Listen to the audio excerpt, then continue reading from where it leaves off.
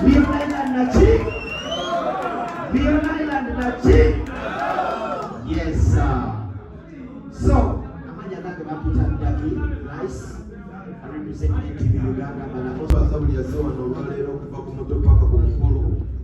Abanene n'abatono mwenna gye muvudde twebaza okugumingiriza mu nkuba n'okirira nga tulindirira muganda waffe ffenna.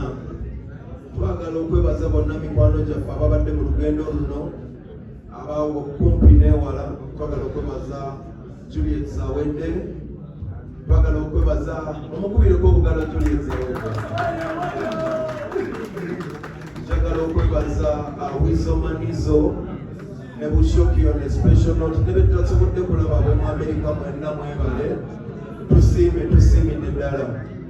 Njagala okwebaza family yaffe, taata waffe ne maama waffe, ate ne neebaza ne mukulu wange muganda wange okubanga naye asobodde okulwanirira obulamu n'akomawo ne tumulabako olwaleero.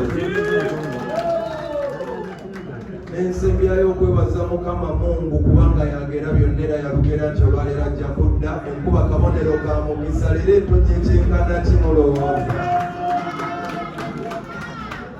Yaman, sina nnyo byakubagamba okuleka okubeebaza n'okwebaza Chameleon ne benneebazizza. Njagala okubajjukiza nti nabasuubiza nti May 17 ssanyu bigenda kuba binenemuko. Kati obubaka bwembawo mwenna abali eyo engoye mugulire eddala ezimala kuba ziyiza okuggwayo n'ekisembayo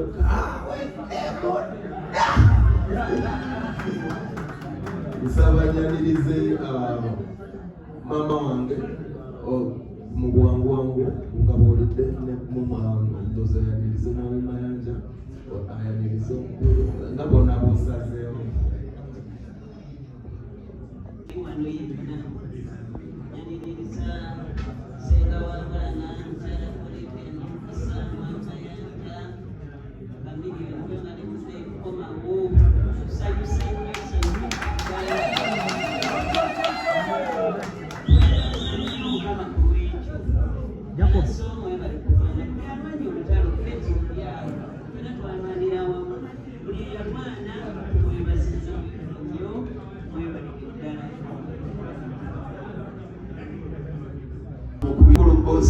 Kwebaza yenna eri omukyala Juliet ye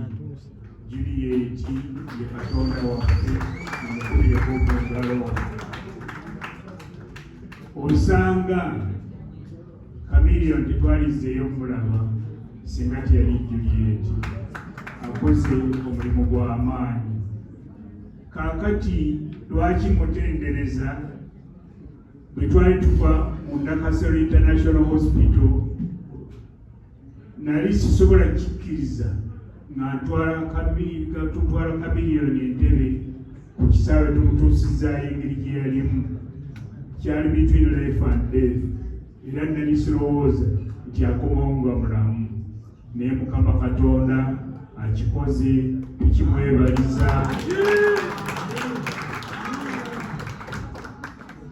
Tukimwebaliza nti akutukoledde omulimu gw'amaanyi, era ekitiibwa kiddizibwe Mukama.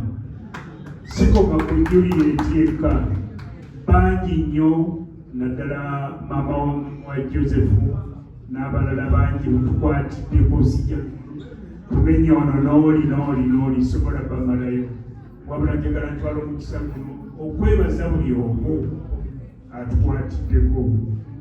Kakati ekibuuzo ekirala, waliwo Sapuliyeri Joseph bwe yali agenda ku kisaawe Entebbe, yaginyambaza n'agamba, dadi genda osabe Sapuli eyo, njagala nkomewo oginyambaze nga ndi mulamu. Olw'obuyinza bwa Mukama akomyewo n'egimwambaza, ne mugamba Sapuli gindekere ya mukisa, tojja gitwala nze gisigaze mbe nga nkusabira ekiseera kyonna. Kati bannange n'ekirala kyensembyayo kyendabye olwaleero, mbadde ndaba bingi naye kyendabye omukwano gwendabye gubulaze mutabani wange, gubulaga batabani bange, bannange ngubeebaliza. enkuba ebakubye mwewaddeyo tetunali okuva obwenkya naye kuba omukwano gumire ne famire yange mwewaddeyo ne mugamba tujja kimaliriza. Mwebale nnyo, mwebalire ddala. Mpozi kaakati nga bwe muli wano mwenna nteeseteese okusabira omwana wange nze kimusajja Stoch Catholic ndowoleza nnyo mu ddiini.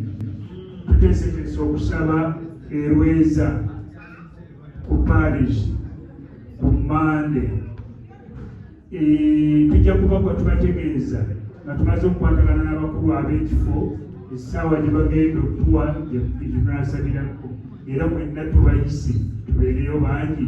Twebaze Katonda olw'ekkula lya Joseph lyatuwadde.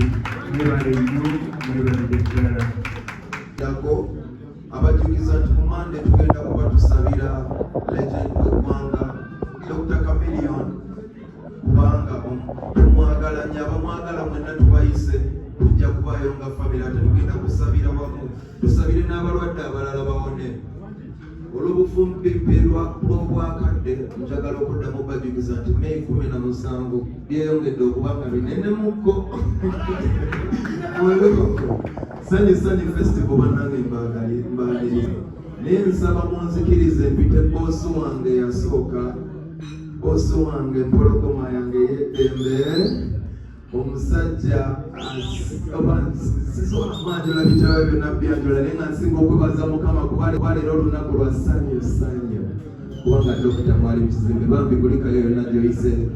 Kkiriza nkwanirize oyogereko eri abawagizi.